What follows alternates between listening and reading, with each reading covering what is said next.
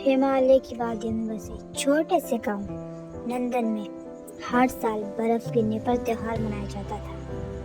यह त्योहार परिवार और गांव वालों के बीच प्रेम और एकता का प्रतीक था। 10 साल का रोहन और 8 साल की परी इस त्योहार का बेसब्री से इंतजार करते थे। उनकी दादी हमेशा उन्हें कहानियां सुनाती थी। दादी ने एक दिन कहा, इस गांव का सबसे पुराना और सबसे बड़ा पेड़ बर्फीला पेड़ हमारी खुशियों का रक्षक है, लेकिन ध्यान रहे वह केवल उन्हें आशीर्वाद देता है जो सच्चे दिल से दूसरों की मदद करते हैं। परी ने उत्सुकता से पूछा, क्या पेड़ सच में जादुई है? दादी मुस्कुराई, यह जादू नहीं, सीखने की बात है, तुम्हें खुद उसे समझना होगा। त्योहार की तैयारी जोरों पर थी। घर में हर कोई व्यस्त था। रोहन और परी भी अपने माता पिता की मदद कर रहे थे, लेकिन त्योहार के दिन एक छोटी सी बात पर झगड़ा हो गया। रोहन ने गुस्से में कहा, मैं अपनी पतंग अकेले उड़ाऊंगा।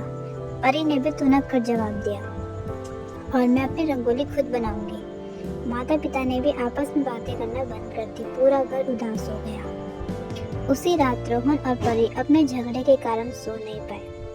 अचानक खिड़की के बाहर एक हल्की रोशनी दिखाई दी। दोनों ने देखा कि गांव का बर्फीला पेड़ चमक रहा है। पेड़ से एक मीठी आवाज आई, तुम दोनों को मेरे पास आना होगा। डर और जिज्ञासा के साथ दोनों बच्चे पेड़ के पास पहुंचे।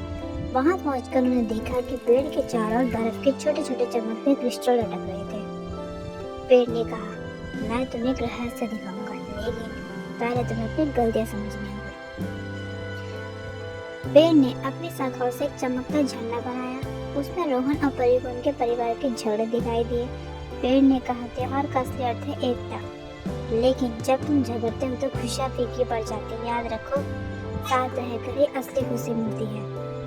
रोहन ने तुरंत कहा, मुझे अपनी गलती समझ आ गई है, मैं अपनी बहन के बिना खुश नहीं रह सकता। परी ने भी कहा, और मैं तुम्हारे बिना त्योहार अधूरा महसूस करती हूँ। पेड़ ने मुस्कुराते हुए अपनी शाखाओं से दोनों बच्चों को बर्फ में एक चमकता तारा दिया। उसने कहा, यह तारा तुम्हारे परिवार की खुशियों का प्रतीक है, इसे अपने घर ले जाओ और सबके साथ रहने की ताकत का महत्व समझो। अगले दिन रोहन और परी ने घर आकर माता पिता से माफी मांगी। उन्होंने सबको पेड़ की सीख बताई। पूरा परिवार एक बार फिर मिलकर त्योहार मनाने लगा। गांव के लोग भी उस बर्फीले तारे को देखने आए। वह तारा अब गांव की एकता का प्रतीक बन गया। उस साल त्योहार न केवल परिवार बल्कि पूरे गांव के लिए यादगार बन गया। सभी ने सीखा कि एकता और प्रेम से बड़ी कोई ताकत नहीं। यह कहानी सरल और दिल को छूने वाली है।